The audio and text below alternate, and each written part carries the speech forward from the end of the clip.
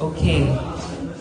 For the past few days, I was thinking on how am I gonna introduce her because I don't want to use the adjective the best because I saw a lot of best speakers of your batch. But I think she has this gift in public speaking. I saw her perform when she was in grade 9 and grade 10, and now that she's grade 11, I saw her progress. I have this expectation in my mind when she performs, but she exceeded that expectation. And she keeps on nurturing that gift, and that's something that hopefully you will try to emulate in your future endeavor or in all of your endeavors. And her piece, it's something that I think you will, it's something that you can relate on because she will redefine the meaning of success. Let's be inspired and enjoy the speech of Miss Jeremy Abuka. What if I told you that the definition of success you've been taught was a lie?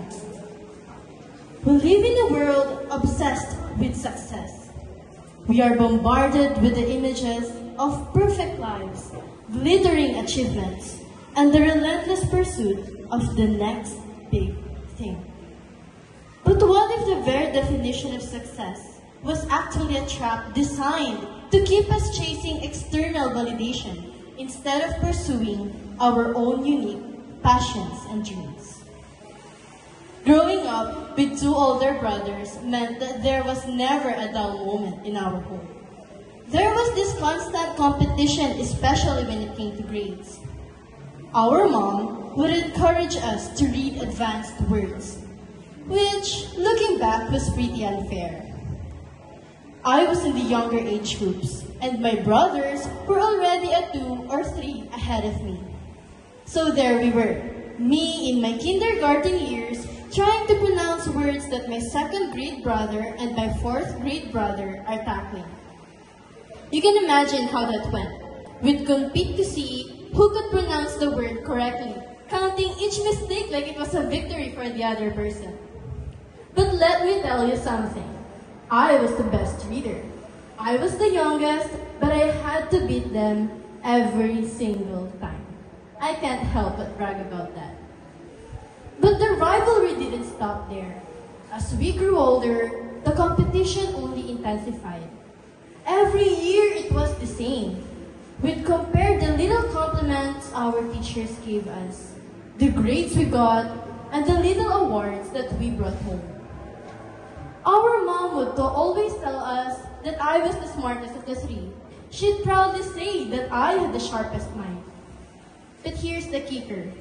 I was the least studious. My brothers, much more diligent and serious, would put in the effort. While me, I just coasted by, relying on whatever came naturally.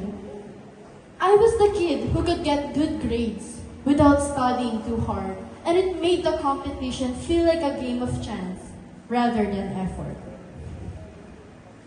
But there was one thing that I missed out on growing up.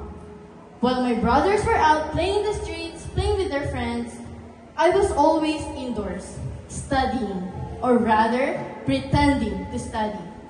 I didn't get to experience the carefree days that other kids had, running around or just being kids. I was always indoors. I was often focused in studying that even though I hate being stuck inside, I felt like I had no choice. The pressure and the expectation, whether from my own mom or from my own sense of competition, were always there, hanging over me. High school was where things started to change. My brothers had moved on to their own paths, and I was left to figure out what I really wanted for myself. The grades were still good, and the compliments still came, but something was off. I began to feel this immense pressure to keep up the image of being the smartest, even though I wasn't working the hardest. The more I compared myself to others, the more I realized that I wasn't truly happy. Sure, I had good grades, but I didn't feel the same sense of fulfillment that I saw in others. It was during this time that I started to question what success really meant. Was success just about grades? Was it about being the smartest one in the room? Or was it something more? I realized that a constant comparison, the rivalry with my brothers, and the pressure to live up to expectations had made me lose sight of what truly mattered. I wanted to enjoy life. Learn because I love to, and not because it would get me compliments or people will think that I am smart. So when I stand here today, I challenge you to redefine success. We've been conditioned to believe that success is a linear path, a constant climb towards a predefined destination. True success lies not in conforming to society's expectations, but in pursuing our own unique passions and dreams. It's about living a life that is authentically our own, driven by our own values and aspirations, not by the dictates of others. The greatest adventures begins with a single step outside of your comfort zone. Take that step, embrace the unknown, and discover the extraordinary power that lies within you. Don't settle for a life that is less than you deserve. Don't let fear dictate your choices. Step into your power, embrace your individuality, and watch your life transform. The world needs you to be bold. The world needs you to be you. Thank you.